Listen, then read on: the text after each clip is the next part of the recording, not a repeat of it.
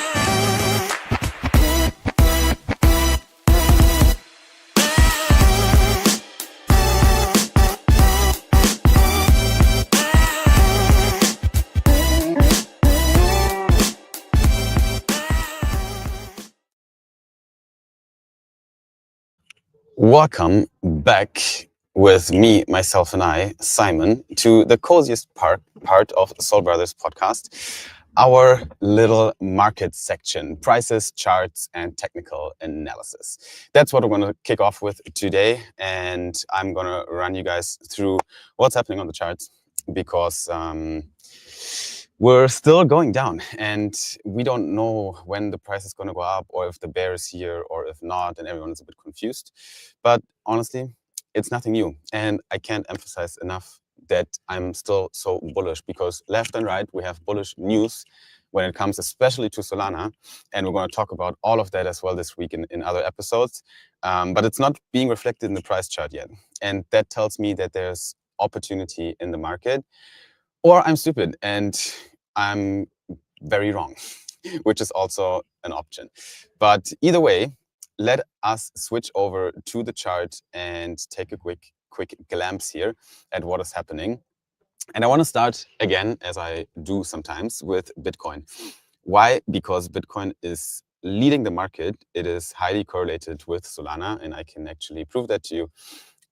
If we overlay Solana to the Bitcoin chart, I don't even have to do that. Honestly, you guys know when Bitcoin goes up, Solana goes up. Every single candle, you can see that. There's a big correlation, which is, by the way, why we need alternative assets on chain as well, like reward assets that you can actually hedge, because right now everything moves in the same direction that you can trade on chain, which is an inherent problem of DeFi. But that's a different story. Right now, Bitcoin has significantly broken the 55-week simple moving average. We are currently sitting at $92,000 on the Bitcoin chart. I'm looking at the weekly price here right now. And we can see one thing that sticks out to me looking at the Bitcoin, and that's the only thing I really want to talk about today when it comes to Bitcoin, which is the relative strength index down here. The RSI is a fairly simple indicator that you can use in technical analysis to see when the market is overheated or not, right? And overheated is usually happening above the upper boundary, which is at 70, an RSI of 70. And then you also have an area where it is oversold, and that is around 30. Historically, Bitcoin has been in an oversold territory on the weekly chart only 3 times, really. Obviously, after its inception, yep, we don't count that, but it's been so far only 3 times down here in the weekly chart in the oversold territory. Okay, so that was back in 2014, obviously, in 2018, and then again in 2022. That wasn't COVID. Actually, COVID wasn't even an oversold territory. But that means the RSI oversold on the weekly chart is very significant. Are we going to see that now? I don't think so. Personally, I don't give any financial advice here, but I don't think we're going to see an oversold price, because that would definitely mean deep bear market territory. And again, everything looks too bullish in the outside world. So I don't really see a reason for the RSI to be in such a heavy oversold territory, because that would mean we would have to go down here and retest the highs from 2024 around 60, 78. $70,000 per Bitcoin, which is fairly low. So that would be bear market territory, and I don't think we're there yet. I don't think we're gonna go that low yet. But that is just my opinion. What is much more interesting than the weekly RSI chart is the daily RSI chart on the Bitcoin, and that for me is such a simple indicator. And people, in my opinion, are not using it, especially creators and YouTubers don't talk about this a lot, because it is not so fancy. It is like a very easy indicator to look at, and people don't think it's relevant. But let me tell you something. Like zooming out here on the daily chart on Bitcoin, we can also see that the price has been in the heavy oversold territory on the daily chart, so sub 30 on the RSI, back here in beginning of this year, so February 2025. And then the RSI did a low down here. The price printed one more low, but the RSI formed higher highs, right? So this is what we would call a bullish divergence between price chart and RSI chart. But my highlight that I want to give here is that after the RSI was in the oversold territory, we turned around, right? At some point, we turned around again, and price went up, and it didn't take too long. Okay. Now let's move a little bit more to the back, and let's see what happened here in end of or mid 2024. That was in August.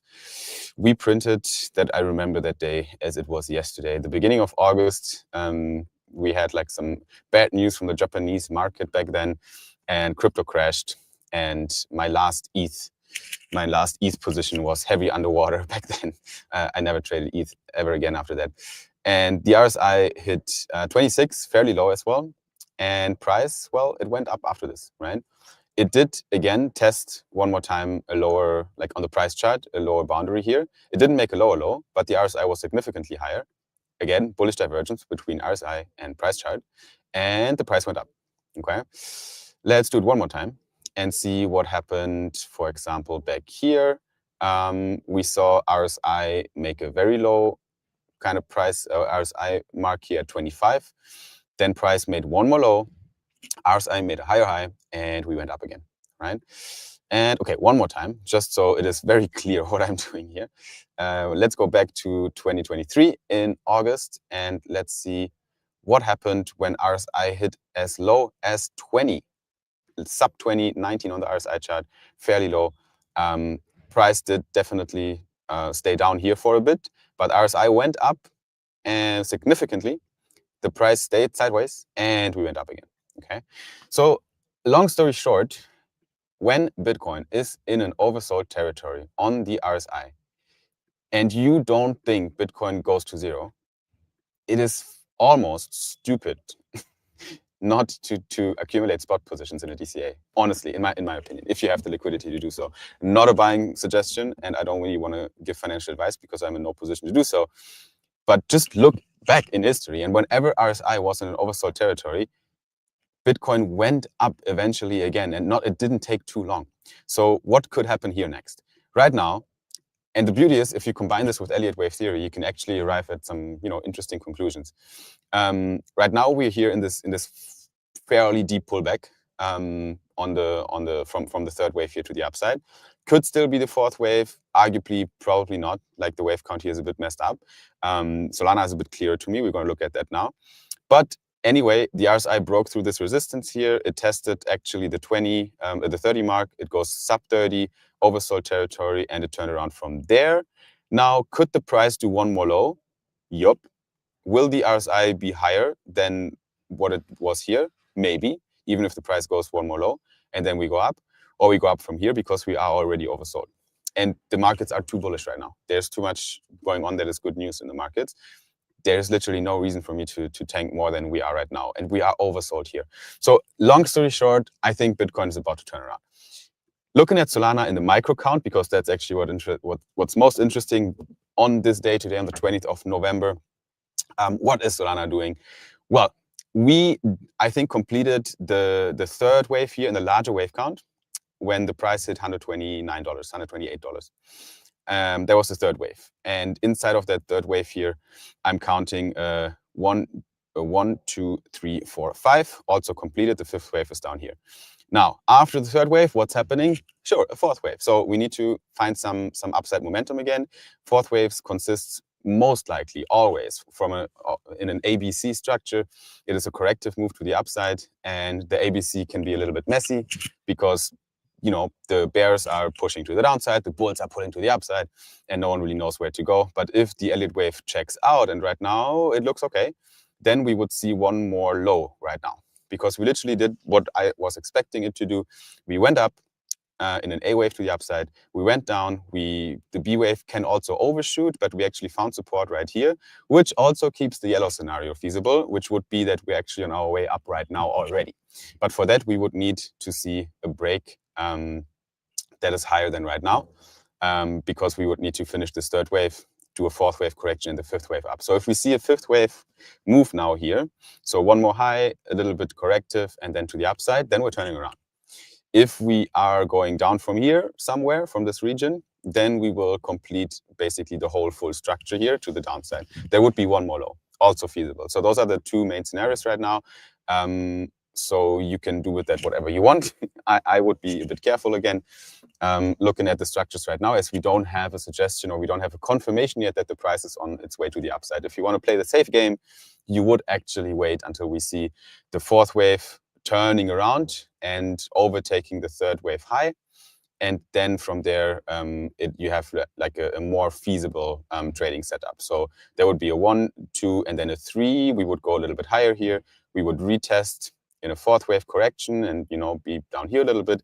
And then once we break that previous high to the upside, this is where you could then basically confirm a 5-wave move to the upside, and the lower low here would get significantly more unlikely.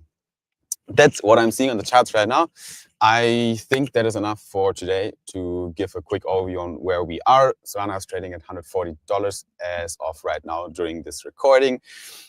And it can turn around really quickly because this week stays interesting. We had FOMC meetings yesterday. They were kind of boring. There was nothing that we didn't really expect coming out of there.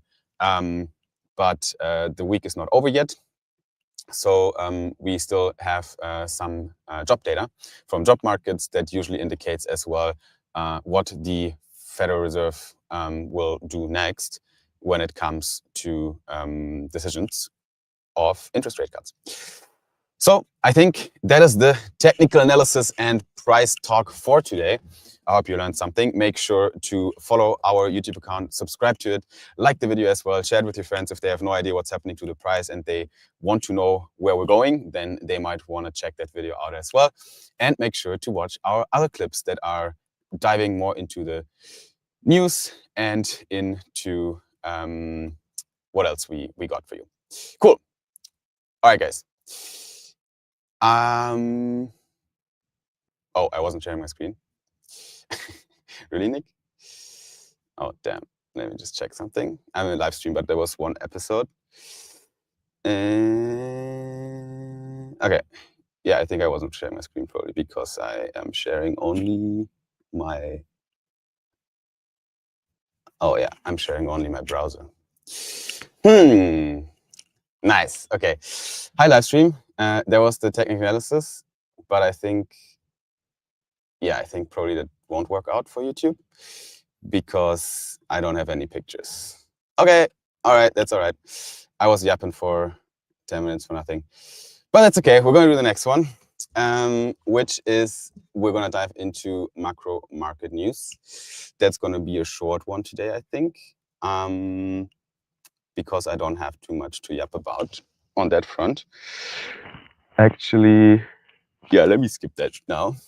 And let me do just Solana news. And then I'll see if I do something else later when it comes to TA and macro and shit. Okay, 3, 2, 1. Welcome to Soul Brothers with myself, Simon, today, where it is my job to throw you in the Solana rabbit hole, show you around in our exciting ecosystem, because our mission is to help you stay on top of the latest and greatest in the Solana ecosystem so that you run never out of things to talk with your friends. Awesome. Now, I got a few Solana news for you, and the biggest one today is probably that we have a lot more ETF announcements. So we're going to talk about Solana ETFs today. I'm going to tell you which ones are live again. We also have a few product announcements in Solana ecosystem that we're going to dive into. Phantom launched something really cool. MonkeyDAO is making waves again with some innovation on Solana. And we do have some Solana dev and infrastructure updates as well that we can touch on. And the biggest news of today, obviously, is the Solfleck card, which is finally here. Solfleck card is live, and I'm going to show you how it looks like. Besides that, we also going to talk a little bit about some news from SNS and from Flash Trade later on today as well. But let's start with ETF news. So we do have a lot of new filings, actually. I think now the wave is on. The SEC is in the ETF season, in the Solana ETF season. It opened the ETF season because I think all the insecurities have been removed from the legislation. So people actually know what they're doing when launching ETFs. The floodgates have been opened. So we do have TSOL from 21 Shares, which is a new Solana ETF. And it is now available for trading. The ticker of this is obviously TSOL. And yeah, I think this is probably one of the, it's one of the 3 ones. And before that, last week, we already had a few other ETF launches as well. And the next one that has been announced as well is Fidelity. One of the largest asset managers has also launched the ETF right now, which is FSOL.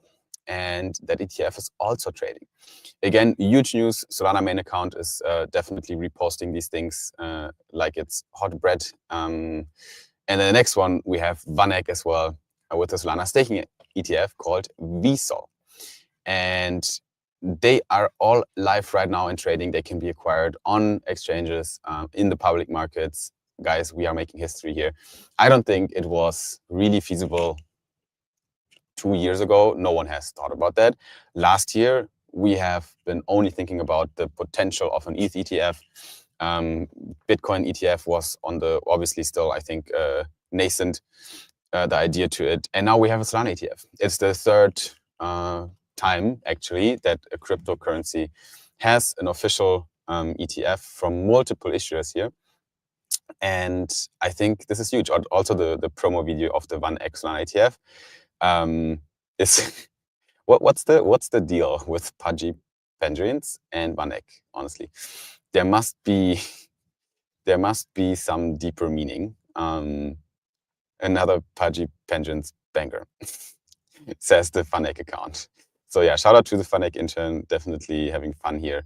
I've seen Fanek talk a few times on stages a long time ago already, and they have been always very, very crypto friendly and pioneered a lot of things. I think this is another statement because if you look at the other launches, obviously Fidelity's Solana ETF is live and T-Sol is now available, nice little logo, but Fanek kind of stands out. They have a Pudgy PFP, they have this little meme video. They basically, it looks like they launched a token, but it is an ETF, an exchange-traded fund on exchanges. So what does that mean for Solana? I mean, you guys already know what this means. It means more liquidity flowing into our asset. And that is buying pressure on the open market, not only from people that click the button on Trade Republic, but also from asset managers and from pension funds and from 401ks and from basically everyone that wants to plug in crypto assets, and not only Ethereum, but also an alternative to Ethereum, into their long-term investment plan. And there will be hundreds of thousands of people in the next time that have monthly saving plans with capital flowing into Solana through one of these vehicles. Pretty insane if you think about it. Cool. So those are ETF news that we have touched on for today. I think definitely some really big news, and I'm happy that we're there. But this is something outside of the Solana bubble. But inside of the Solana bubble, we also have some really good news for you guys. And I am talking about nothing else than the Phantom Terminal. Meet Phantom Terminal, your new platform for pro-level trading on the web. So Phantom, definitely an OG in the space, the most used wallet arguably in crypto. They managed to just break through all the noise during every single market and make especially during the meme craze, make the normal people sign up to crypto via Phantom. It is like, this is one of these products where a lot of people that actually use Phantom have no idea what's happening in the back, which is great. They don't really understand crypto. They don't really understand what all these tokens are. They don't know what exchanges really do, but they have the Phantom app. And then you tell them about a ticker, and you tell them, hey, you can buy some cloud, or you can buy some solid. And they're like, hey, where can I buy it? On Phantom? And then you're like, yeah, sure, buy it on Phantom. But it's not. They say it like it's an exchange. What does it mean? It means that a lot of normal consumers are using Phantom just to tap into crypto. Like it's literally their first touch point with cryptocurrency. And now Phantom is on this huge journey of just onboarding new product suites into their, or new products into their product suite. And it makes a lot of sense what they do, right? So they did leverage trading first via Hyperliquid. Then they also tapped into the stablecoin market with Phantom Cash very recently. And now we have Phantom Terminal. You can trade smarter with advanced charts, real-time data, and ultra-fast execution. With your positions synced to mobile, you can manage trades anytime and anywhere. So that's actually really cool. I mean, obviously you need it on mobile, because I do think that the majority of Phantom users are actually using mobile and not desktop, not the extension. I'm fairly certain on that. And it looks neat as well. It is obviously direct competition to everything we have already on Solana. Juke Pro exists already since a while. Similar trading dashboard. We have OGs on the block like Dex Screener and like Bird Eye, but a lot of people don't really use that to trade. Juke Pro, I think a lot of people use to trade. The biggest market share right now, I think, still has Axiom. But it seems to me like this is supposed to onboard some of the new people as well into trading. Is that good or bad? I don't know. For the industry, it's probably good. But yeah, I think it looks definitely interesting. What are some of the features here? Thousands of markets, one interface, trade memes, trending tokens, and perps from one user-friendly interface. Fluid, responsive design. Okay, that's cool. Lightning fast execution. That is important. Sub-second execution and ultra-low latency. Well, only possible on Solana. Pro tools, less clutter. Trading view charts with drawing tools and indicators. That's what we want to see. Trade anywhere, stay in sync. It is fast, it's fluid, and with synced position. So pretty cool. I mean, again, like I said, I'm happy that we are seeing Phantom cooking new things, because they are definitely onboarding new people to Solana and make them use our beloved ecosystem more and more. But let us move on to some more news from the Solana ecosystem, from some builders in the space. And I am talking about none other than MonkeyDAO. And MonkeyDAO has announced something. It seems like an announcement of an announcement. It's not really the full thing yet.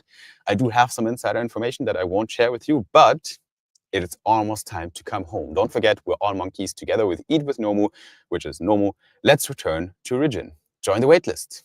What does that all mean? No one knows. There's a waiting list that you can sign up to. So the Twitter post links to waiting list. It says Monkey and Nomu collaboration. Crypto moves fast. Icons last forever. Interesting. And it says see you at Breakpoint. So it looks like we're going to learn a little bit more about what this is about when Breakpoint time is coming. But what I can tell you is that we do have Nomu, and we know what Nomu is doing. And this might be something interesting together with Nomu when it comes to products, because that's what Nomu's doing. They're helping communities, or basically everyone, to create products, physical products that you can order and wear and use, and whatever the product is. And then everyone who buys the product creates revenue, and some of that revenue flows back to Nomu token holders or OG NFT holders.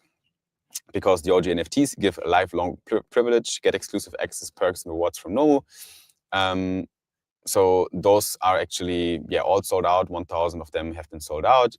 They're right now sitting at 2.4 Sol. I think, 2 Sol was the initial mint price. In this market right now, it's pretty good. And I think they give some elevated, we can actually check that out here. The OG NFTs is the first and only NFT collection created as a thank you to our early supporters.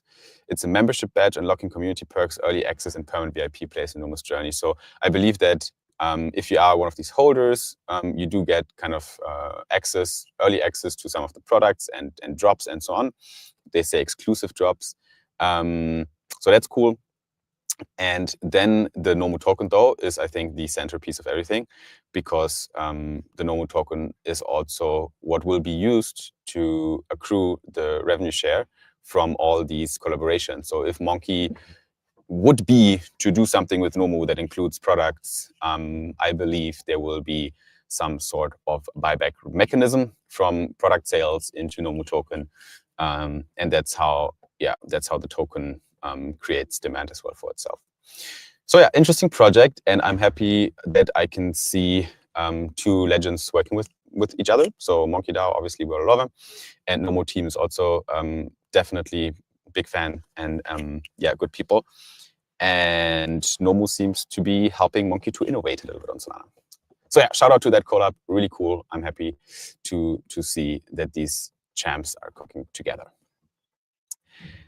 Now, moving on. I got one more Solana ecosystem news for you, and this is more of a technical upgrade, I would say. And it is about Surfpool. Surfpool is now officially included in the official Solana dev stack. What is Surfpool? It's a local development tool that simplifies Solana development by automatically loading programs and accounts from a cluster. Use the Surfpool CLI to start a local validator for testing your programs and transactions. So what does it do? It could help to get a 66% increase in Solana's network capacity. I think that's actually a different piece of news. But for Surfpool, I think we all love whenever we get some upgrades from the infrastructure. This is more like a piece that will be exciting for our devs. And it's been around already since a while, Surfpool. Everyone could use it. But now it is integrated into the official Solana stack. So now you can actually find it in the docs on Solana.com. And it can help, especially new people on Solana, to test and play around with their new innovations on Solana.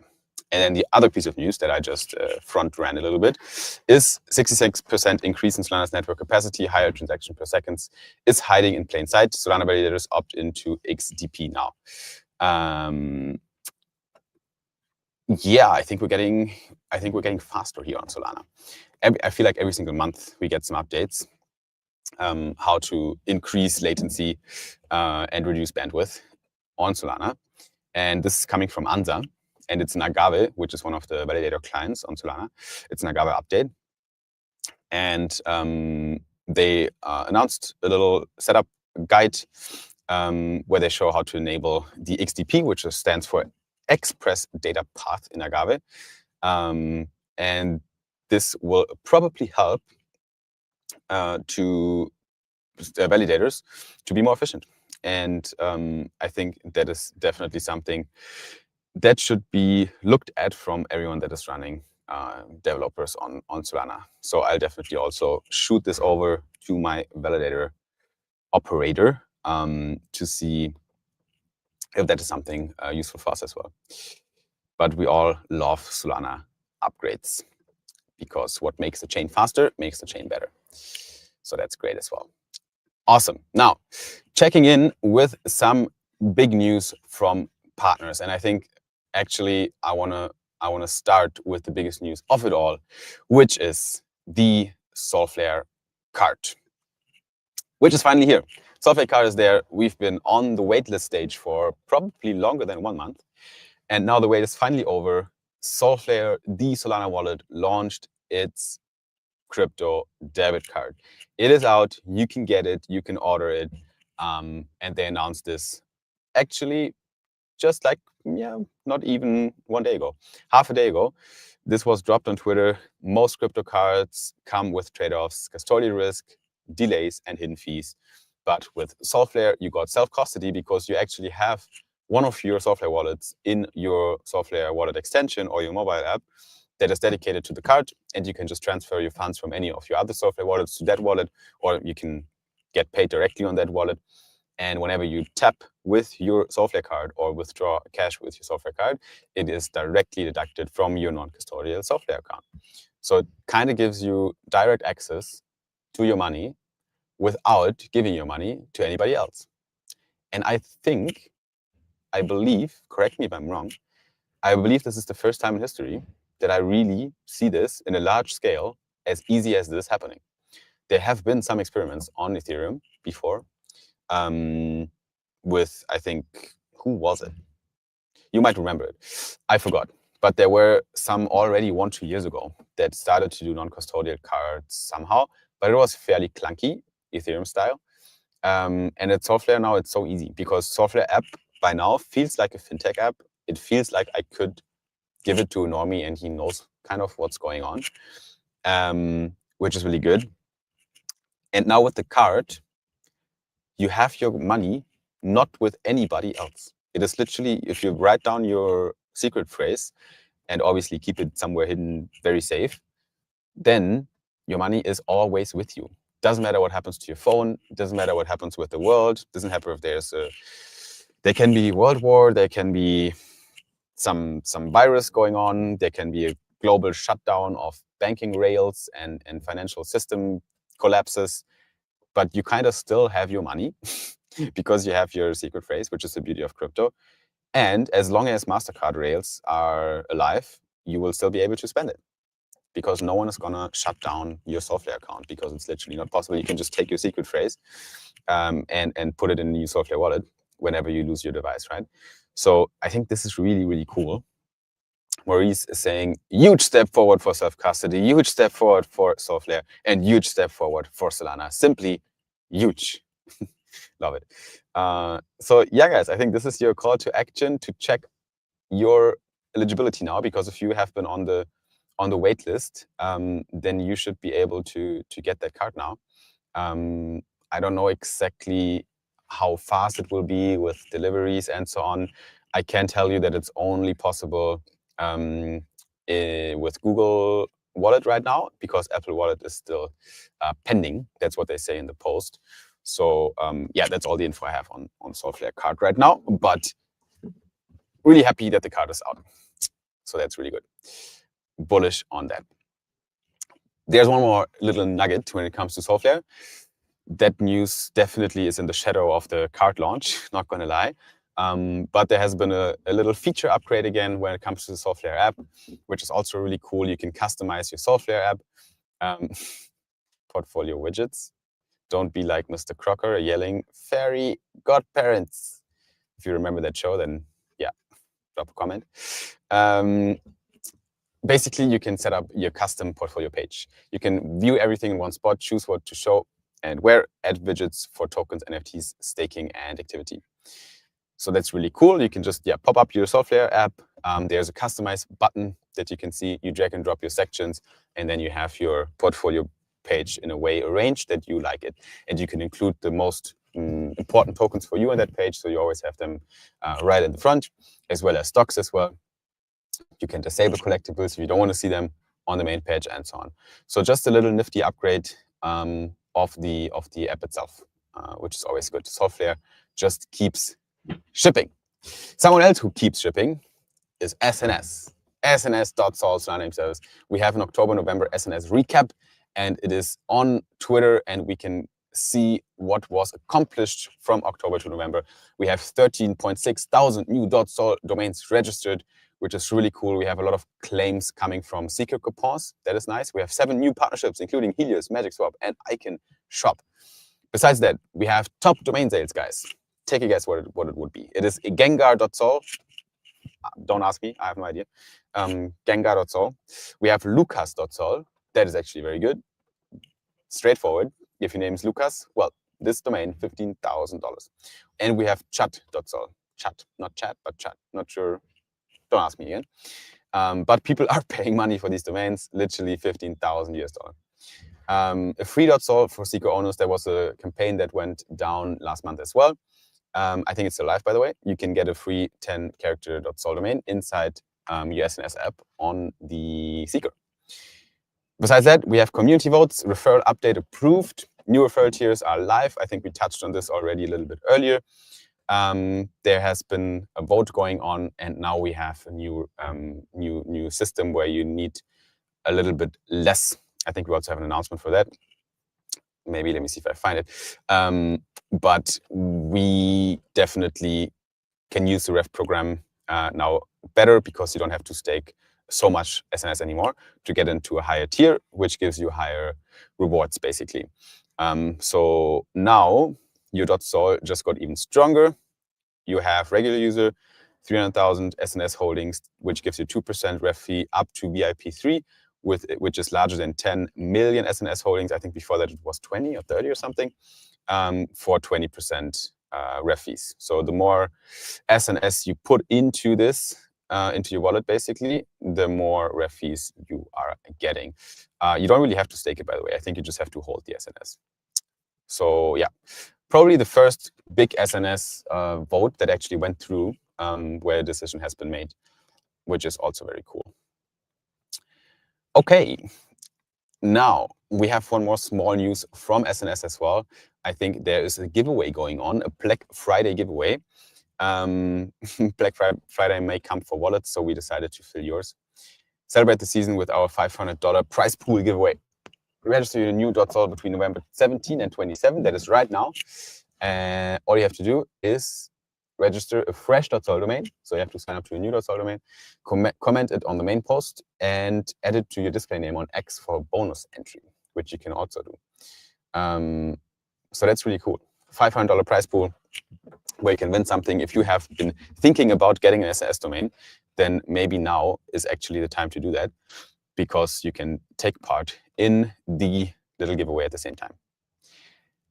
Now, last but not least, last update from the Solana ecosystem that I got prepared for you is about Flashtrade, and it is just a little reminder that Flashtrade is cooking on new technology together with Magic Block, bringing you effortless trading better than a sex. I think it has been the vision of Flashtrade since a long time that they want to be more sexy with a C. That's what Anas keeps saying. So basically, it behaves like a centralized exchange, but it is a decentralized exchange under the hood. The perps war is on. There's a lot of perps competing right now for market share on Solana.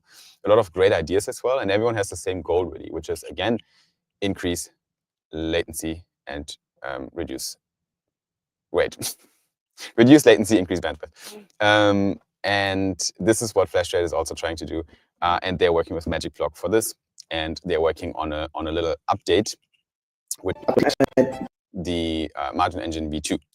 Let's check out the clip real quick. What Anna said. Magic Block Hacker House Marathon. Yes, the whole team at FlashTrade and the teams at Magic Blocks have FlashTrade app working on Magic Blocks engine, fastest decentralized exchange, fully on-chain, gasless, no latency, transactions per second as well. So they would have the same latency that they get on a centralized exchange. The same latency that they would get on a centralized exchange. So what's coming? 24/5 stocks, major indices and metals, exploring prop AMM pool for Mora assets, margin engine v2 team focus. They are working on spot order book powered by Manifest. I don't know what that means yet. And more forex pairs and degen mode. So basically you can trade more assets with 500x. You will get a faster execution with margin engine. So just a much faster user experience, as well as potentially Remora assets, which are tokenized stocks on a perpetual exchange on Solana. Interesting. Either way, this, ladies and gents, has been your update for the week about some of the news and launches on Solana, so that you know what's going on, because we don't sleep here at Solana. There's always something going on. Awesome. All right, guys, thank you so much for tuning in again for this episode of Soul Brothers and getting your rundown on the latest and greatest. And make sure to tune in as well to the next ones. Check out other videos on our YouTube as well. And drop us a like and register or subscribe to our YouTube account as well, because it helps us to grow even faster on our social media channels. Until the next one, thanks so much. Peace out. Cut. I'm still here on the stream. Nick says your screen share is still the StreamYard screen. That was 20 minutes ago. I don't know what that was. Maybe, I hope that was only for a moment and not again for the whole episode, because I should technically, yeah, okay. I should have shared everything. Awesome. Okay. Cool. I will keep it there for now. I have more stuff to yap about. Obviously, if you've been here when I started streaming right now, then you heard me talk about prices, but you didn't see me show it to you. But I won't do it now. I'll do it later, maybe again, but in my privacy without you, because I got something else coming up in 10 minutes. We have an interview, guys. We actually have a really cool interview. I might stay here actually in the live stream. This recording is wrapped for the EP anyway, so I might hang with you guys here for the preparation of the interview. And then we're just gonna do a seamless change into the next show potentially, because I think I can edit the title on the stream. That should be no problem. And then, yeah, I think that should work. And then I'll do it that way. Cool. All right. Thanks, Nick, for taking over the screen shares and preparing our agenda. See you, Nick. If you guys are asking yourselves who I'm talking to, obviously, you know Nick, our legendary analyst, who's making sure that I know what the fuck I'm yapping about in these live streams. But let me tell you, I fucked up the TA section today because I didn't share my screen. Fuck my life. I'll do it again later. GM everyone, by the way. Thanks, Cyber. Cyber says, good one. Thank you, sir, so much. And Joel's also here already. All right. So I will make sure that I am ready for the next one. I'm gonna stop my screen share down here. So we got an interview coming up, guys, with a product on Solana that I think is actually very interesting. And a lot of people don't really know a lot about it yet because they are a little bit secret about what's happening. Don't have a better way to put it, but the cat is not out of the sack yet. I don't know if you say that in English. In German, we have a saying.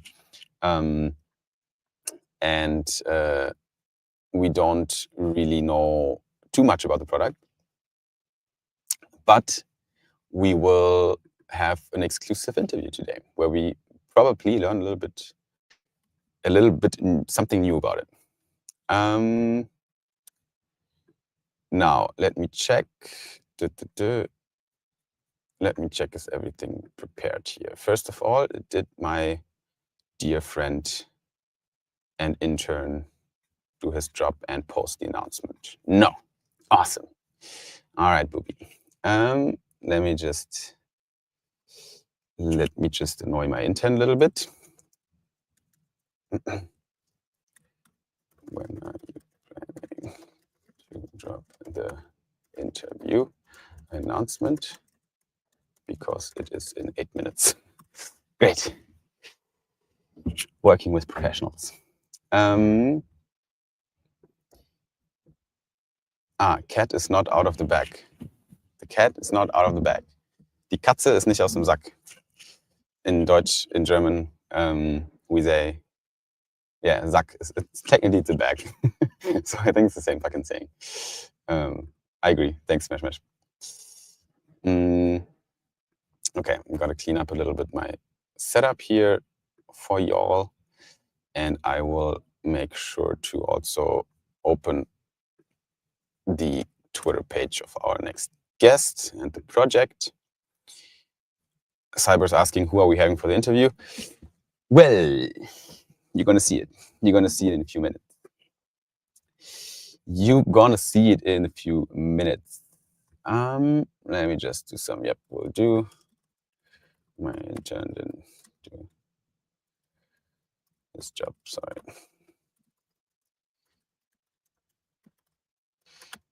Okay, I think you're probably listening to me right now, but I'm texting to you at the same time on Telegram. That's all right. We might do a little reset of the room, of this live stream room. So in like 5 minutes from now, I'm gonna activate again the intro video, and then we're probably gonna start officially with the recording. But yeah.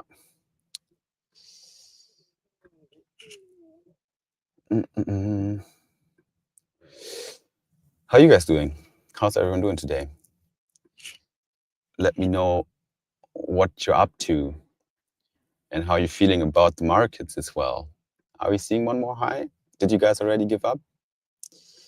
Are we kind of in bear market mode now and just building? I think I'm always in bear market mode. It's just in bull market, it feels better. That's the same shit, right? You're kind of doing the same stuff. But it does help the bags, right? It does help the bags. I think Solana is right now, like if we don't, bit off topic, but if we don't turn around right now on the Solana price, around $140, if we break the 140, like there's liquidity where we are right now, then I think we might see that last wave to the downside at some point. But it also depends on the market data. We have job data coming in soon. Anyway, okay. So for the next one, I'm gonna set this up here. And I'm gonna also pull up the product. Why not? Let me do that.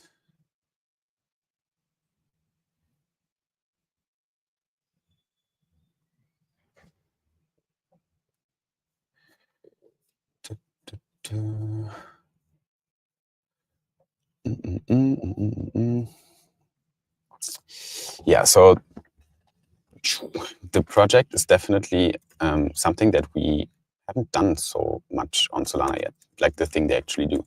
I know I keep it a secret here, but I think he's going to join in a moment as well.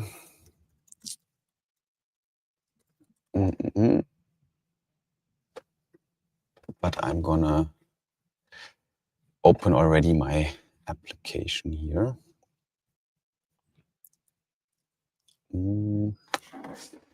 Where do I have the link? Here. Let me do it like that.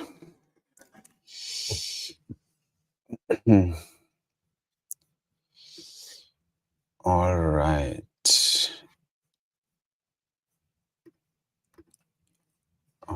All right.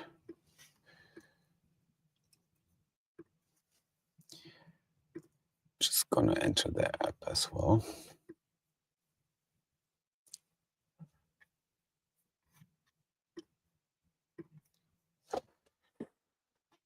Awesome. Okay. I am ready.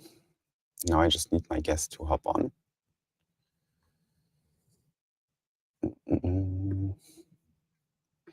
And then we reset the room. We will do a little video again, like the normal one. And then we're good to go.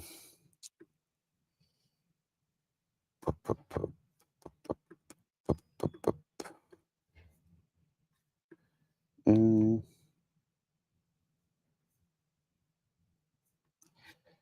10 a.m. UTC.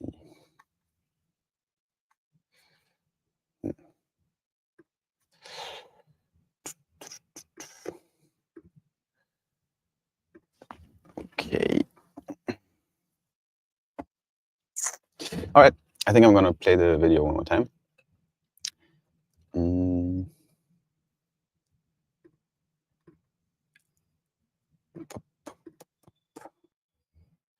And then we're starting here. So, okay, let me pull that up. And I hope until then my guest is here. Okay.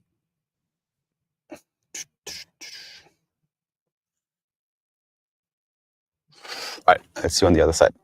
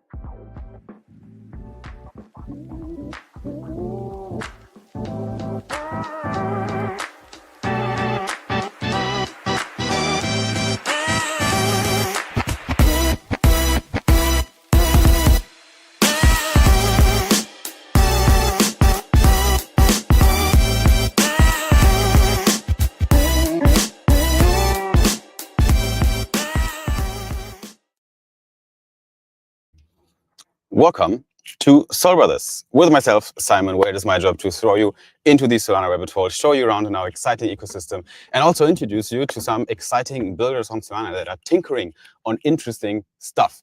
And today, we definitely have very interesting stuff going on that I really are looking forward, that I'm looking forward to talk about. And today on the show, I have a guest that is building a protocol that is doing spot margin trading. And I'm talking a lot about perp dexes. Obviously, we love our friends from Flash Trade that are deeply involved in making perp dexes great on Solana. But I think what Asgard Finance is up to is genuinely interesting. And today on the show, I have Prastud from Asgard Finance. Welcome to the show, Prastud. How are you doing, my friend? Hi, Simon. It is a pleasure to be here. Thank you for inviting me, and excited to talk more about Asgard with you. Hell yeah, yeah, it's nice to meet you, and also really cool to have you here on the show on Soul Brothers, because I believe you guys are actually very close to some major milestones, announcements, launches. Give us like real quickly the time and place. Where are we right now in the roadmap of Asgard Finance? Really. Right. So the last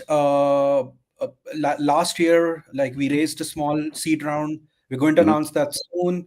Uh, we were building like in stealth with power users, like getting on calls, pitching our thesis, getting more and more power users of DeFi on board.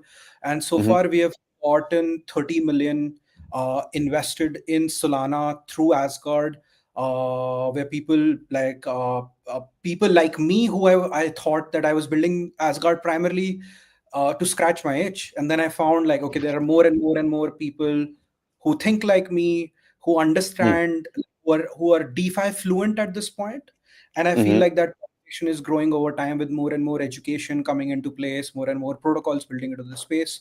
So I feel Mm-hmm. like uh, in the last year we've refined our thesis. We've figured out, okay, what is working, including our like positioning, what's clicking to the users, what's not clicking to the users. So Mm-hmm. now we're close to announcing Asgard's fundraise plus Asgard's new Mm-hmm. product that we have been stress testing for a while with our Mm-hmm. users, and that's something that's coming in the next couple of weeks. It's back-to-back announcements of like Yes. who invested in Asgard, what are they all Mm-hmm. about, why are we even building this in the first place, and then which I'm going to also talk in the podcast here as well. Yeah, yeah, amazing. How much information can I squeeze out of you today? Like, is there is there a limit of things you can talk about in terms of the new Yeah, product that's coming up? Like, are we allowed to say what it is? Are we allowed to show the beta of it? Like, what am I allowed to do here without yeah. stepping on your toe? Right. So I think I could give a sneak peek of Mm. the product, right? Cool, But the cool. perspective would be to like more talk about like why we are building this in the first place. Why does this even For sure. matter, right? Yeah. And barring the who invested in Asgard, I can talk more openly about, okay, what Asgard is going to be in the future, what we're trying to do, Yep. and the kind of like movement that we are trying to create here in Solana DeFi per se. Cool, cool. All right, cool. So I'm the noob here. Okay, I don't know. I Right, know some things about Asgard because obviously I right, learned a few things from some of your team members as well, as you know. And I right, obviously tried the beta and I looked into it. I might say some things that are factual, not correct. So then you have to right, bring me up to speed. But what I know for now is that Asgard is building a spot margin trading platform on Solana. right, You want to offer something that's different to perpetual futures, and you have your reasons for it. And maybe that's where I would like to start.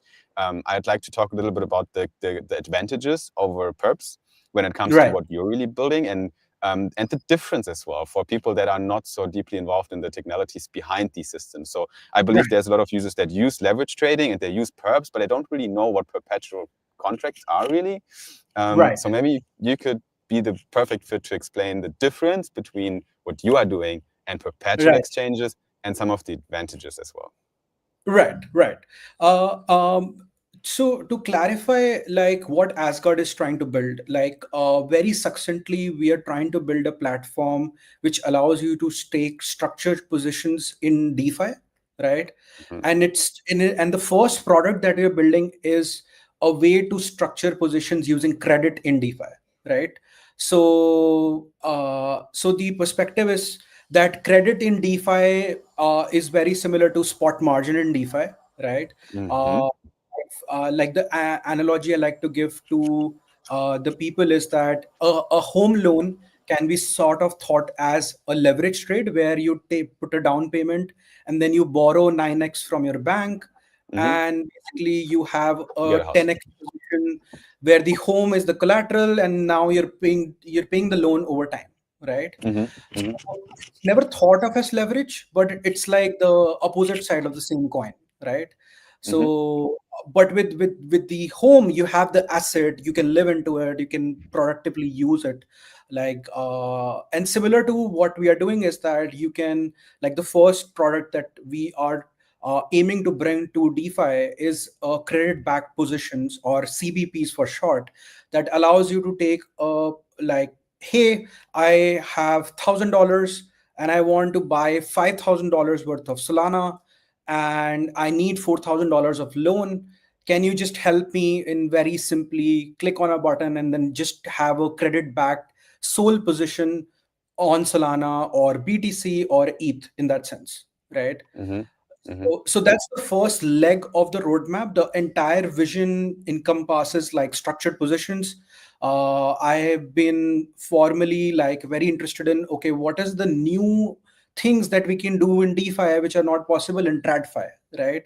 Because we've Mm-hmm. Mm-hmm. invented new Lego blocks, right? We've invented a Yeah. new way of doing things. So all of my curiosity went into like thinking about, okay, what new things can we build, right? Mm-hmm. And coming to your question, okay, what's like, why is perps, like, what's the difference between perps and Yeah. credit back positions, right? Mm-hmm. Mm-hmm. So coming to that, the way to think is that when you're a trader or investor, perpetual perps is short for perpetual future contracts, right? Mm-hmm. Mm-hmm. So it's a type of a future contract that is everlasting or perpetual in nature, that it never expires, right? Mm-hmm. So in traditional finance, you have futures that get expired over time, Mm-hmm. right? So you need to Mm-hmm. keep rolling it over. But with crypto, with the founder of BitMEX, who invented the per primitive, and then Mm-hmm. DYDX, Hyperliquid, and Flash Trade, Jupiter perps. For like technicality's sakes, Flash Trade is not proper perpetual future contract, right? Mm-hmm. It's a way to simulate leverage, right? But it does the Mm-hmm. job same way, right? Mm-hmm. Because the end user doesn't care about the underlying engine of what they're trying to do, right, with the Yeah. asset, right? Yeah. So I would say Hyperliquid, Jupiter Perps, Flash Trade, Bullet is coming up, and then Aster, Mm-hmm. Lighter. All of these fall into the perpetual future or synthetic exposure kind of contracts, right? Mm-hmm. Um, and what Asgard is able to build a credit position where you are able to buy more of Solana, buy more of BTC, buy more of ETH on the spot market, right? So these are Mm-hmm. real assets. There is no synthetic exposure here. Mm-hmm. You basically are buying or selling instead of longing and shorting, right? Mm-hmm. So the difference comes first from the vocabulary of it. Like, okay, an Asgard, I can buy a lot of Sol, or I can Mm-hmm. buy a lot of ETH. Like, one analogy that we're trying to run with it is, okay, you can buy Solana at 25% of its price. Let's say you wanted to buy $1,000 of Sol, but you bought it with only $250, right? Mm-hmm. So Mm-hmm. it's sort of like a buy now, pay later functionality as well, right? Which you can repay over time. Let's say right now BTC it's at, I think, 89,000. I haven't checked the markets Up on 90 lately. again. Right, Yeah. 90 on that. It's a Mm. great price to lock in, but I don't have, let's say my salary is coming 5th of December. I don't have the funds to buy a lot of BTC in size. So let's say I just bought like 5x of my capacity, right? And then I can repay that loan over time, or I can let the appreciation of the BTC asset go over time. So, like, the one last liner that we are using for Asgard is own more of what you believe in, which is very different from synthetics because you don't own anything. You're basically owning a derivative or a synthetic contract. So that's like Mm-hmm. the layer difference, and then I Mm-hmm. can go into more detail of like the nuances differences as well. Like wanting to know some follow-up questions till here, if Yeah. any. Yeah. So just summing up a little bit, I think self-sovereignty is increased in this model, from what I Right. hear. It is a Yes. more self-sovereign system where you actually maintain custody of the real asset rather than some Right. synthetic IOU that you have in the back. Correct. So that is definitely a difference. I think I could imagine. Does it have liquidity advantages for certain assets? Yeah, it's definitely so because you are uh, uh, buying this asset on the Solana spot market, which is with the rise of prop AMMs, at least for market spot, like a spot trade, it's become more liquid than centralized exchanges at this point. So Mm-hmm. you're and Solana has like an open loop system that we see. So there's like a lot of economic desires for people going from Sol to USDC or USDT to Sol. Mm-hmm. Some people are like lending borrowing, some people might be meme coin trading. So there's a Mm-hmm. lot of like economic desires for people to buy sell assets, including like buying assets on credit in that sense. So I feel like structurally this open loop system is exponentially getting better over time with more and more protocols building in, more and Mm-hmm. more LSTs building in. Like right now, if Sanctum gets better, Asgard gets better because underlying Solana Right. gets better in that sense. Yeah. So Speak of very DeFi. Mm-hmm. right. So it's like the anti-fragility model where the whole system is getting better, versus Mm-hmm. when you think of hyperliquid or like any perp venue, they're a close knit system, right?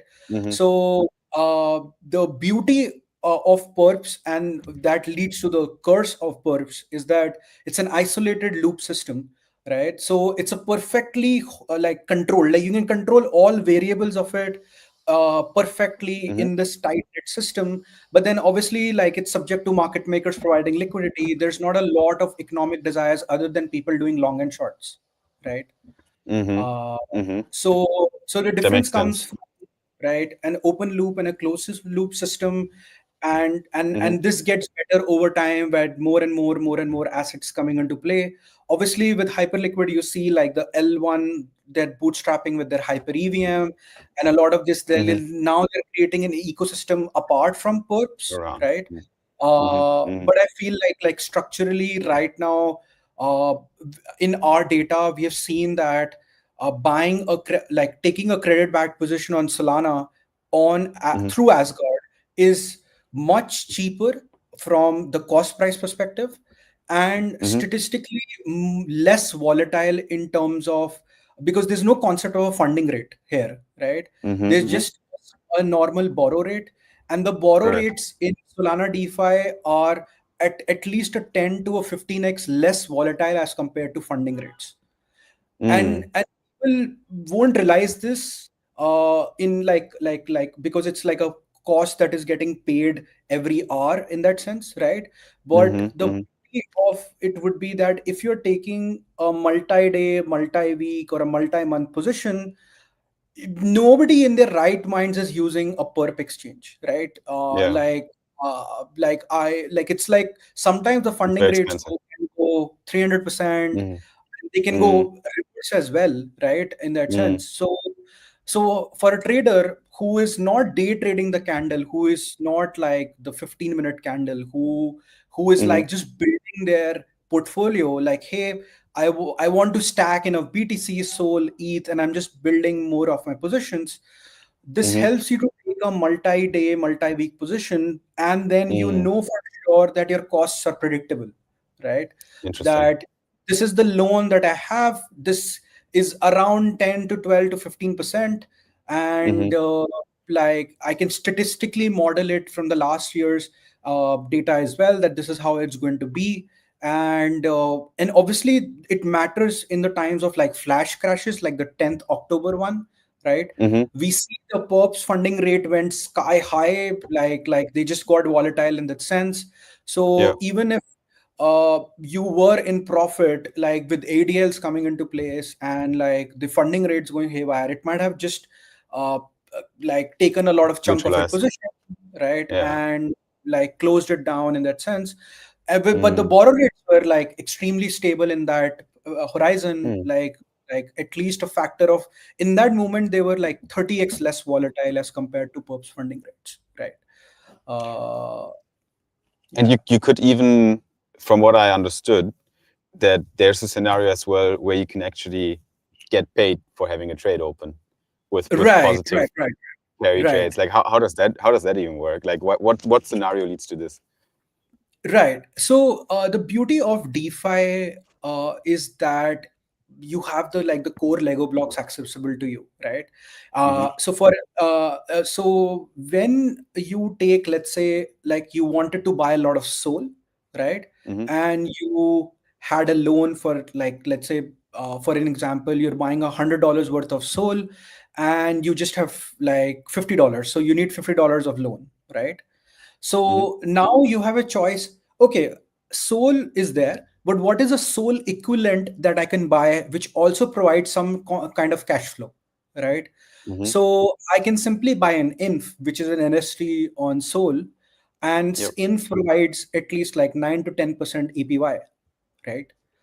Mm-hmm. So that 10% APY, that is like you're basically buying that asset, it's giving you cash flows, and the borrow rate is, let's say, at 8%, and the cash Uh-huh. flows are at 10%. So it Mm. nets out. So you're getting like paid to take that position. Mm-hmm. Very similar Mm-hmm. to, like, the analogy what I would get is like, let's say you bought a home using a loan, and Mm-hmm. then you rented it out to somebody else, and that rent is covering your EMI. Yeah. That's what a lot of Right, people do. Yeah, yeah, right, that makes sense. right, Okay, cool, right, interesting. I think that's a very interesting scenario, and I love the fact of kind of money Legos in the way also right, you put it in DeFi. I always found it very fascinating, and I saw that it's one of the big opportunities we have because it's like the beauty of it. It is so composable, and correct, everyone can plug into it. And I think that is the superpower we have in DeFi, really. And I feel like right, Asgard is really trying to build on top of that primitive a lot. right. And it's also interesting to see that you guys doing it on Solana. Could you maybe give us like a little bit of context on that front? Because I can imagine that you maybe you had like decisions at some point to make Right. where other blockchain ecosystems, especially Ethereum, could also be an interesting place to build this. What brought you to Solana eventually with Asgard, in a Right, nutshell? right, right. So, some context about my DeFi journey. I have been in Yeah. DeFi since 2020. Like I saw the Uniswap V1. Been Mm-hmm. deep into the white papers. Then there was DeFi summer that happened on Ethereum, which Yeah. basically every day there was some random new protocol launching, and you were like, okay, this is a Cambrian explosion of financial activity. Some good, Mm-hmm. some bad, right? But at least there were experiments coming into place where you could see, okay, like the horizon had broadened, right? The genie is Mm-hmm. out of the bag, where like tinkerers are coming in and tinkering and launching new things. Obviously with experiments, some blow up, some have product market fit in that sense, right? Mm-hmm. And then over time, I joined the Polkadot ecosystem, because I felt like Gavin is the CTO of Ethereum, and like he's taking the ideas of how to scale Ethereum. Mm-hmm. Really, like how do you scale Ethereum? And then I joined that ecosystem, and then over time I realized that the ecosystem fit is a bit of like it's very important. Like you can't win these markets just from a technological point of view, because blockchains have monetary policies, and monetary policies sort of become quasi religions at one point. Mm-hmm. You have like Mm-hmm. this god cult like structures coming into place, like founders looking at messiahs, or like Mm. foundations becoming like mayor sort of environment, right? Like a Yep. city state Yep. network. And Yep. this was before, like, even like Balaji gave the network state analogy in my head, that once Mm-hmm. they gave it, so it clicked to me, okay, now it starts to make sense what's happening, like why BTC has some maximalists, and you need maximalism for like in a healthy dose to get people adopting these networks. So I felt like the Solana ecosystem did it really well in terms of building Mm-hmm. out both the technology side, which is like a math, IQ, intellectual honesty kind of situation, as well as making it cool and classy and focusing on the Mm. right UX. Like I think the one thing that Solana did really well is Phantom, which people don't really think about. But I Mm, feel like the people can't feel a blockchain, right? People can only use something which is a Phantom, or yeah. and the first time that I used Phantom and the transaction that I signed, so Mm, in from Ethereum and a Polkadot world, it's usually was like, okay, I can go walk, take a walk, or like sip a mm, glass of water, and there was just mm, like going up, and then it just signed off, and this was like, wow, this is like a Delta 10 experience in my head. And like yeah. Solana didn't need to prove me anything other than just using the product, right? So Mm-hmm. that led me to Solana, and then over time, Asgard, when I started conceptualizing Asgard with my CTO Deep, we were like, there are properties of Solana that are so like I would say at the right place, right time. The structures are there in a way. It's Mm-hmm. designed in a different way as compared to Ethereum. That Asgard is only possible on Solana in the kind of fidelity that we are offering to the user, Mm, where mm-hmm.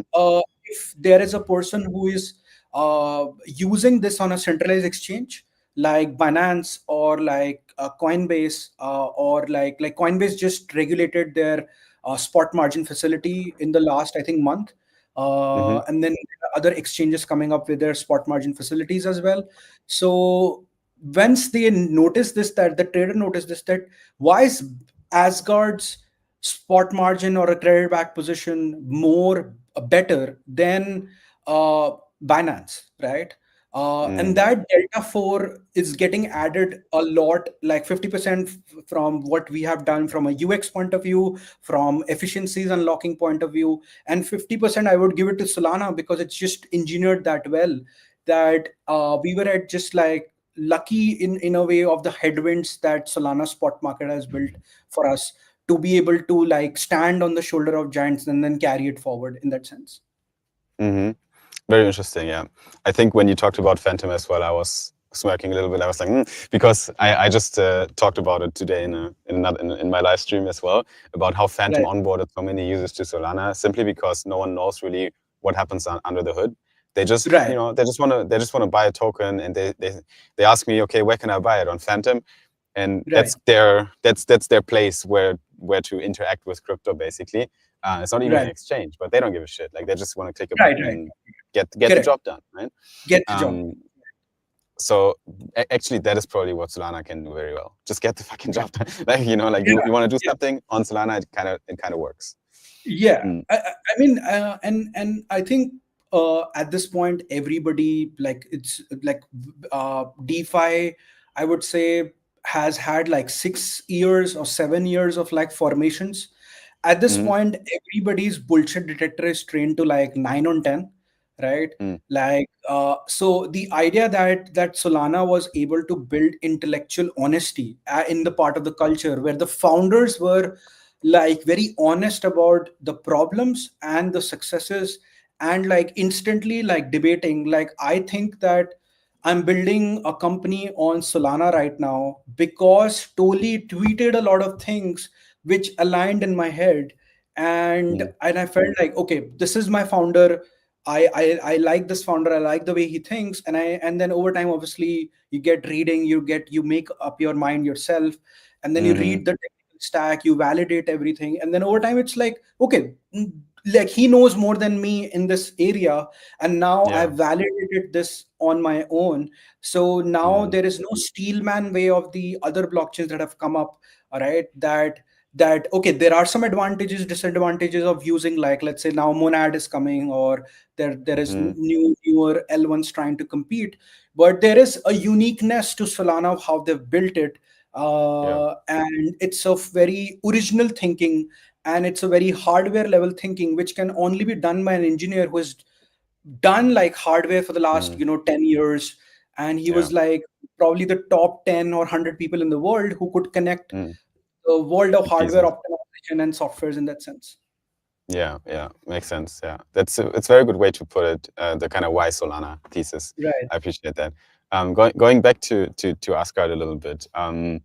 I think one other feature I just wanted to highlight real quick and get your explanation on what this really means, is the ability to trade so many different new pairs as well on Right. leverage as well, which is Right. something that is actually a unique selling proposition that you probably Right. only have on Asgard, isn't it? Like, because Right. give us a bit more color to that topic. Like, why can I trade so many different assets, and what can I trade on Asgard Right. technically, and how Right. does that work?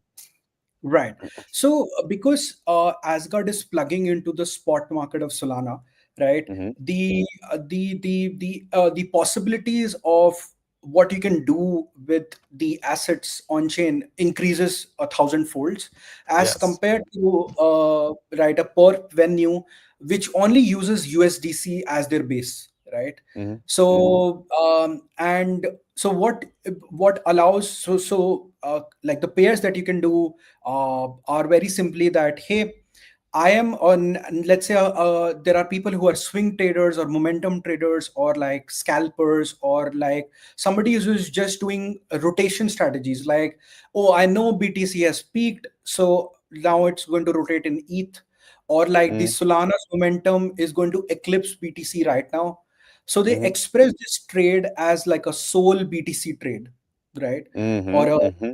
ETH BTC, or a trade in the sense. Yeah, So the you can ratio. do, right, the ratios, the or Mm-hmm. we call them pair trades Mm-hmm. for vocabulary. So the perspective is that because you can uh, take a loan in any asset, like right now it's like 200 pairs supported on Asgard. So in Mm-hmm. this 200 pairs, it like you can take a loan in ETH, you can take a loan in BTC, you can take a loan in Bonk, right? So depending on you borrowing that asset, it creates this pure atomic way where, let's say, I took a loan in ETH and I bought a lot of SOL. This becomes a SOL collateral and a ETH liability position, right? Mm-hmm. And successantly, it becomes a SOL ETH long, right? So you're basically longing SOL relative to ETH, right? Yep. And this is very atomic in nature. In perps, Mm-hmm. you would need to open two positions, like a ETH Positions. Yeah. USDC, a SOL USDC, and then you need Mm-hmm. to pay 4 times, and it's very hard to manage that position because it's not like one position in that sense, Yeah. right? Yeah. So these narrative driven strategies or rotation is something that this is one class of trades we unlock. I can go into detail other things as well. That is very interesting. I do think this is very unique, is it? Like, especially on Solana. I Yeah, haven't really so seen. Yeah. right. So these trades are really popular on centralized exchanges, Mm-hmm. like pair trades like Sol BTC, Sol ETH, or ETH BTC. They combined do like 30 billion a month on Mm-hmm. exchanges. So I feel like these introducing a new vector of like, you can do like one trader who has like we were onboarding last month. He wanted to do like a ETH BTC, and he was like, it's so funny that I'm doing this on Solana, right? Mm-hmm. Yeah, Like exactly. But that's so what Solana is about, right? We right, want to build a layer that where you can trade anything, right? Not just right, Solana tokens.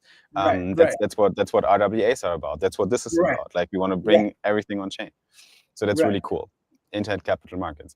right, Now, when it comes to the product, so because people right, right now, they might be a bit confused, because if they go to Asgard right now, there's right, actually there's a product, right? And I think it's called Asgard right, Strategy.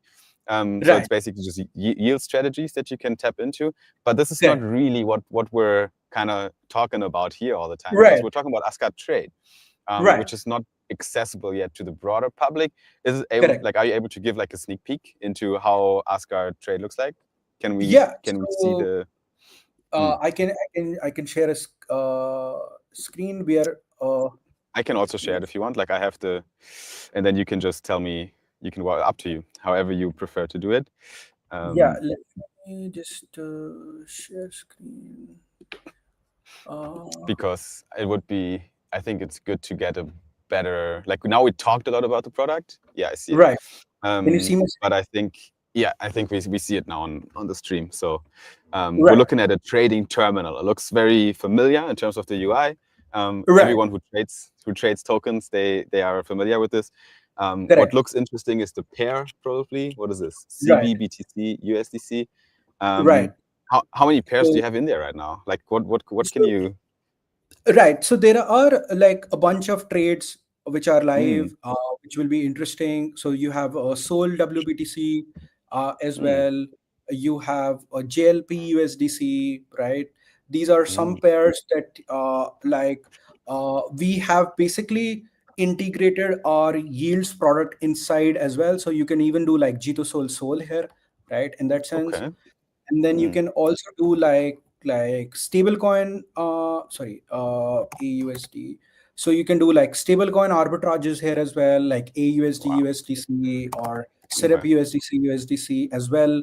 Like people like longing and shorting these assets because these are mean reverting. Sometimes they like depeg a little bit, but then Mm-hmm. you can just like balance it off, and you're just making Mm. like 10-20% every trade just to like balance these things off, right? So So you can wait so a sec. This is like, for example, syrup right now. Uh, you need to remind me, but syrup has an APY, or yeah, why is the chart going up? It's because syrup yeah. has an So APY baked syrup, into its token. Yeah. right. So syrup has a 6% APY, Right. right? Okay. So what you can do is like, hey, I have $100 and Mm-hmm. I You can want just put to some leverage. Ah, like you can even do like 9x, right?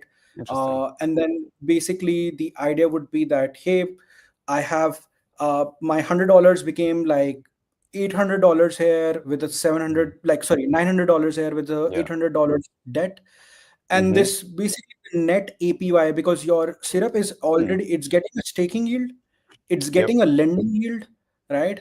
All of that Mm-hmm. combined is greater than the USDC's borrow cost, Mm-hmm. right? Mm-hmm. So Interesting. basically, it gets you like 16% to hold this trade. Mm-hmm. Like for the term that we are calling it is, this is a collateral backed position of syrup USDC. Uh, Cool. in that sense, so there we are working on simplifying this a lot. This is like the Mm-hmm. pro version of it, like very Mm-hmm. similar to on Tensor. There is a pro version and there is a light version, right? Yeah. So we are building that out as well. Hopefully it goes live very soon. Mm. But like it's one click. So like I was just uh like like for example, you wanted to bet like on the momentum of Sol relative to Mm. BTC, let's say, right? Mm-hmm. And what you can do is like you can just like, hey, I have a $50 position. I just want to like take a 2x. I'm so it's saying that I'm bullish on Sol 2x relative to BTC, and you can Okay. basically Yeah. uh, like understand, okay, what's happening in underneath the hood, what is the trade being created. Cool. And what you can also do is not only do Sol BTC, you can do like inf BTC as well, right? So let's say Mm. it's like a inf ETH trade, and here you Very can exotic. basically like take a long, and depending on like right now ETH borrowings APY is very high, like Mm. because like probably these structurally there is more lending yields to be given out. So what you can do is like you can literally short this right now and get paid 20%, right? Mm-hmm.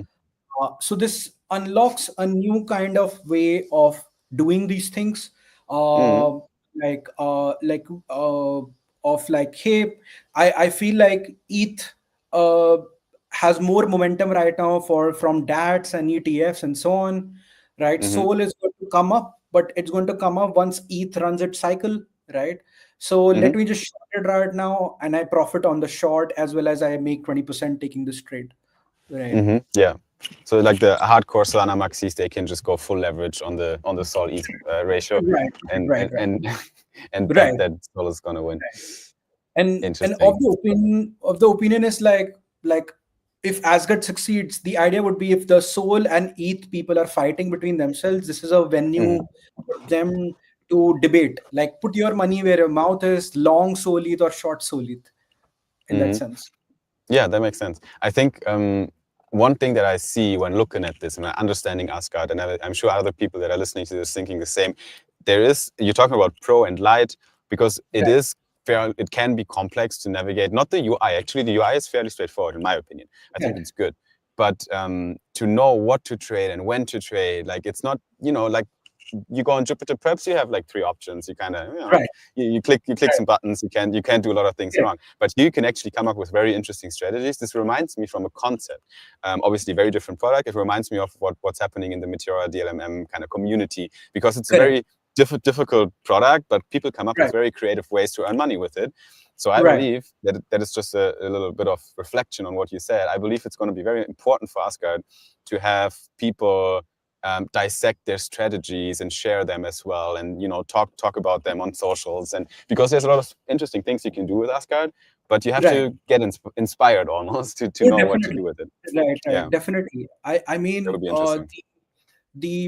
like we've manually onboarded like 60 people, like on a one-on-one call, and then we Cool. had like people coming into our Telegram groups. So we felt like, okay, there's like as Paul Graham says, do things, don't scale. And then we started Yeah, realizing, okay, like some of these ideas which you see on the product are literally ideas from these power traders that, hey, can your protocol do this on, and can you provide this, and so on. So we definitely need a lot of education, and that's why like the community building process is starting, like with our Discord coming up with like a lot of writing bounties, and a lot of like the people trying to understand where like these podcasts are a way to also educate the market that, okay, this is live, true. these are things that you can do.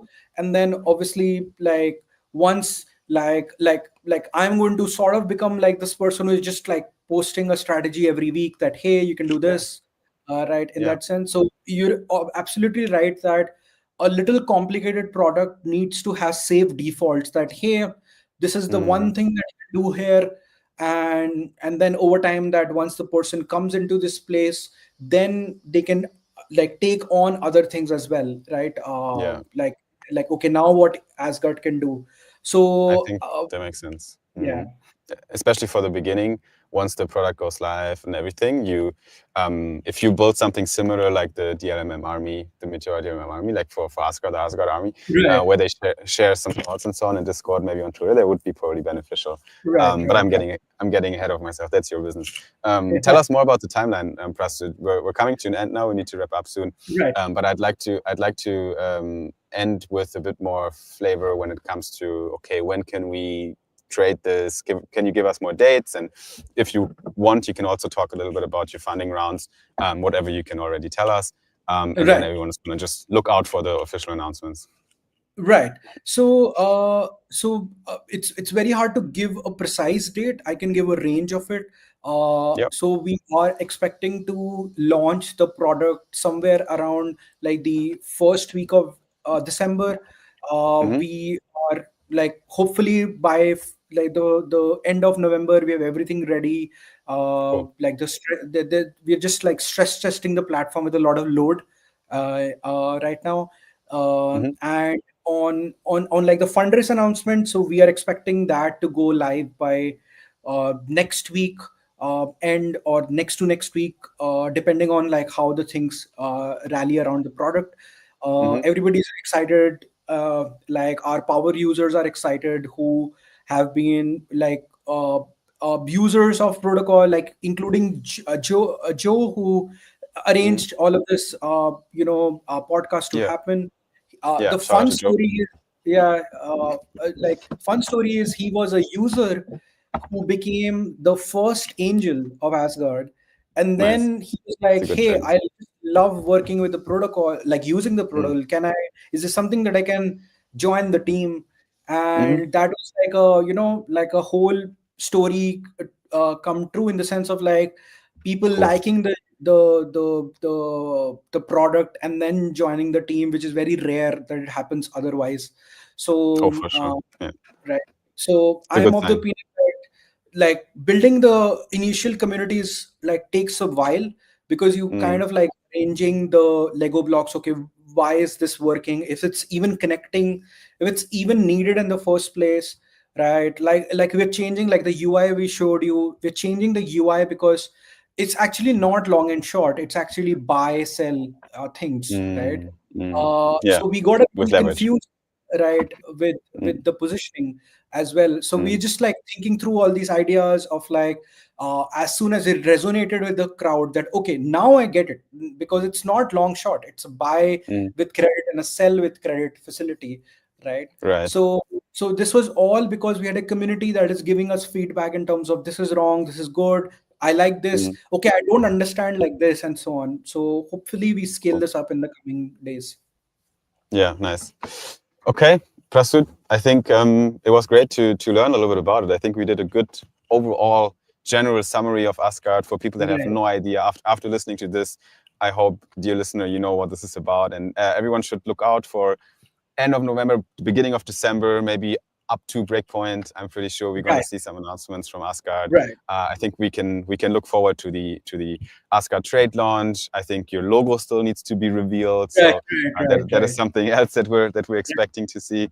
But until then, all the best, Prastud, for your venture.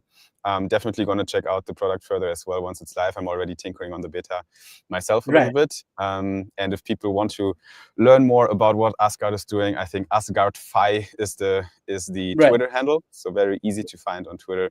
So you guys can give them a follow to stay in there. Thanks for joining, Prastud. Appreciate it. Thanks, Simon, for inviting me. And I'll catch you at Breakpoint. And if the listeners are coming in, I'll be at Breakpoint speaking as well as would love to jam in person. Awesome. Thank you so much. Okay. Bye-bye. Cool. All right. Prasud, before you go, there's a cut. We're still live. But we're gonna cut it obviously into an episode for YouTube and everything. I think we covered everything. I hope it was. I feel like we. Right. We did a good. I mean, you're like a great interviewer. So thank you. Appreciate it. I hope. It's my job, right? So if I can't do that, then I should switch my job. The only thing I need from you is to keep your upload page open. So if you go on streamyard.com/upload, you can do that after you left the studio as well.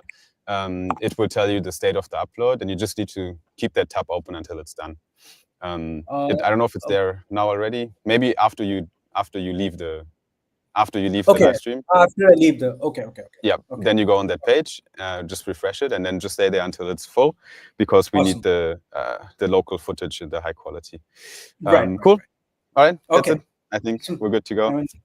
I'll catch you at Breakpoint. Yes, sir. I'll see you there. Bye, Prasud. Okay. Have a good one. Bye. Awesome. All right, guys. We're done. We're done here with the interview. Thank you so much for joining the live as well. I still need to do my technical analysis because I screwed up that part. I'll probably run it now real quick with screen share.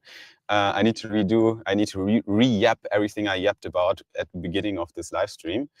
And then my video friend, Josh, has to fucking find all the little clips in the stream, but that is okay. So if you're still here with us on the live, and if you want to get one more deep dive on the markets and you haven't heard it when I was yapping about it earlier, or you've heard it but you haven't seen the screen, then you can stay here. If not, I wish you a good day. You can tune out, but I will live stream for another 10 minutes talking about the charts yet again. If you saw the beginning a few hours ago, you can actually go probably, because I'm going to say the same things, just with screen share now, hopefully. So let me set that up and then make sure that I have the screen also here on the stream. All right, screen share is here. If I go here, you see it, awesome. So I can pull over Trading View. And what else? I could also open up Flash Trade actually. And we can do a quick live trade, because this I forgot as well earlier. Sorry guys, too much things cooking in my head. You know how it is, right? But I got you guys. I'll do that again. So we're going to do the quick intro for the TA session, and then we're going to hop into the technical analysis, and we're going to look at the charts, because why not do it all over again? I have to warn my video friend for this though. Sorry, Josh. Okay. Are you ready? I'm ready. Am I ready? Wait a second. Yes, I'm ready. All right, 3, 2, 1. Welcome back to the coziest part of Solana's finest podcast, Sol Brothers. Markets, prices, charts, and technical analysis. Let's talk about Bitcoin. Let's talk about Solana. I'm going to share my screen. If you watch this on YouTube, make sure to leave us a subscribe and like the video, and also drop a comment what you think is going to happen next in the markets. Are we going to see another top, or are we going down? Because if we're going down, then we're going to head into a small bear market potentially. And I want to talk mainly in today's episode here about one indicator that is highly underrated and super useful. It is the relative strength index, the RSI. And the RSI on the weekly Bitcoin chart right now is sitting at 38. What the fuck does that mean? The RSI tells you if an asset is oversold or overbought in the market. There's a range between 70 and 30 on the RSI chart. If the price stays in that range, it is usually neutral. If we are above 70, it's overbought, and below 30, it's oversold. So far in the history of Bitcoin, we have seen the price touching below the 30 RSI in the weekly chart only 3 times in the whole history of Bitcoin, only 3 times. And that was in 2015, that was in 2018, and that was in 2022. I don't think we're going to see it now dip below the 30 RSI. There would be bear market. That would be sub 70,000 Bitcoin, pretty sure, to reach that low of an RSI. I don't think we're there yet because there's just too many bullish news right now in the world, not only for Solana, but also for Bitcoin and for crypto overall. The US government just talked about the Bitcoin treasury again and how much Bitcoin they want to accumulate, 5% of the total supply. There's a case against that, by the way. I don't know if we want them to have so much Bitcoin, but that's a different story. But the mere fact that they talk about this, insane. I think there was the gathering of the Saudi government together with Trump, and I think it must have been the crown prince or one higher official in the Saudi government, and he was referring to Kalshi, a crypto prediction market, on stage when he was talking about his outfit because people were betting what he was wearing. So like these things are being adopted, that's what I'm saying. And crypto is going mainstream and ETFs are out and institutions are buying, and I don't even have to give you the full story here. But RSI below 30, I don't think so. On the daily chart though, and I'm staying with Bitcoin for another 2 minutes here. On the daily chart, the RSI dipped below 30 in the current pullback here. And let's just do a little analysis of what happened whenever Bitcoin did that.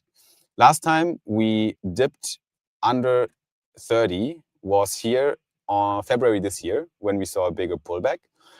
The price chart made a low. The RSI made a significant low. The price chart made 1, 2 more lower lows and 1, 2 higher lows on the RSI. That is a bullish divergence on the chart, right? On the RSI versus the price chart. And TLDR of the scenario, after we saw the dip below 30 RSI, Bitcoin went up again. In this case, it took about 2 weeks, right? Or actually, yeah, it took almost a month to really get that move up again. So that was quite long. Looking back in 2024, August, RSI made a low below 30. We saw no other low, but we basically saw a retest of almost of that same region, but the RSI was higher. Again, bullish divergence and price move up significantly. Before that, same thing, RSI broke through, 1 more dip, price move up. Let's do 1 more. We went back to 2023. The price made a low. The RSI made a significant low. We're all the way down here at 18, 19, heavily oversold. There was quite a drop here from 30K Bitcoin to 25K. And then price stayed low in confusion for a while, but RSI kept going higher. And we saw a big pump, right? So price went up again. I could do this over and over in the history of Bitcoin.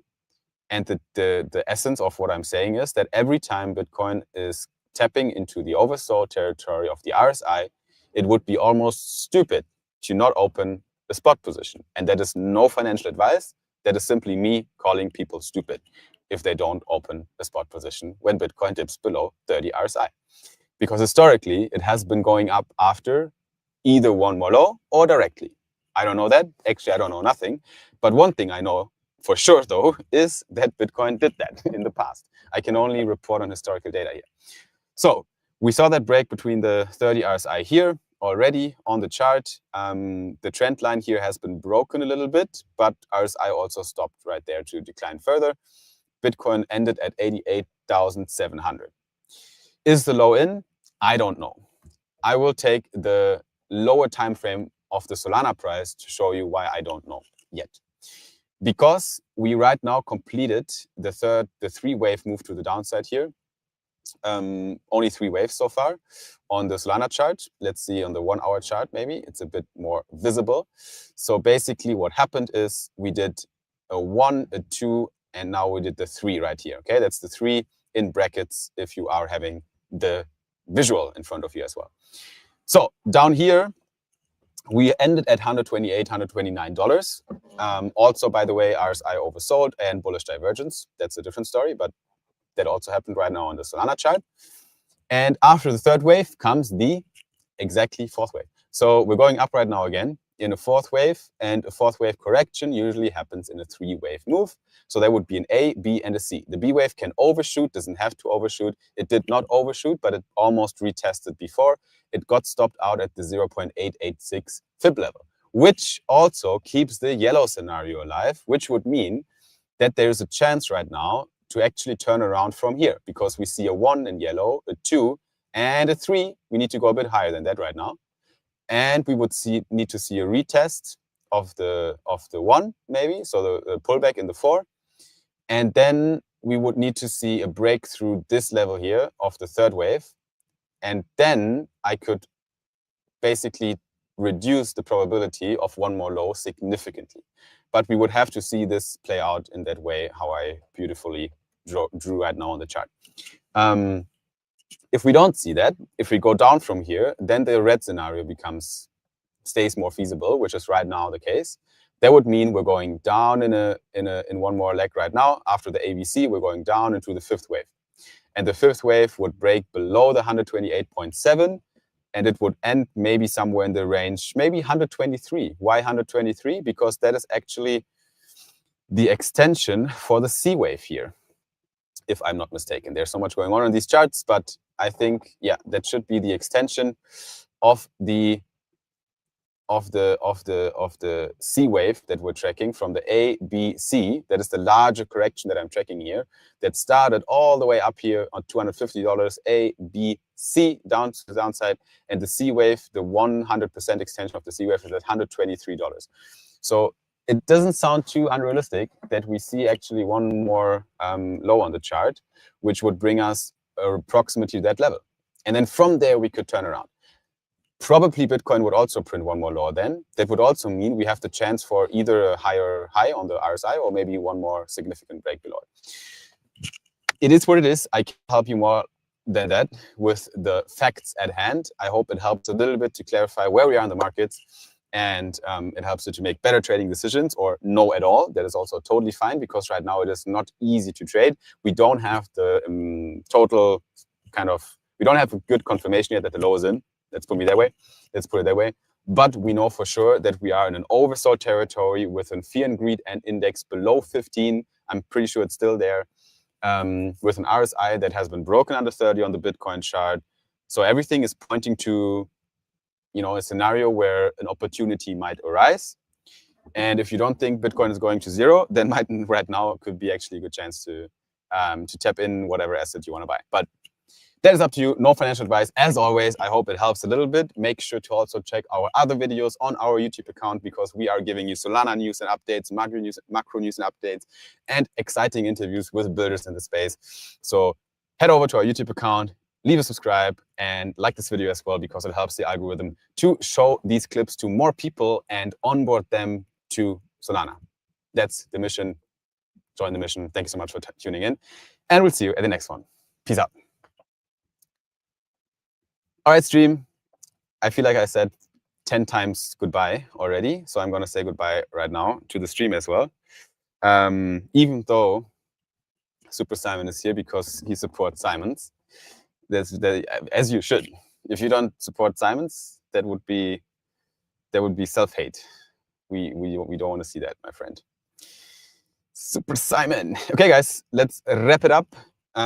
We got more shit to do. So I wish you a good rest of your day and a good rest of the week. Stay safe out there. And tune in again for the next episode of Soul Brothers Live, which is happening on Monday. And before that, there's going to be another live stream where I'm interviewing Super Simon. I'm laughing because he doesn't want to. But I'll try, guys. I get him for you. See ya. Bye-bye.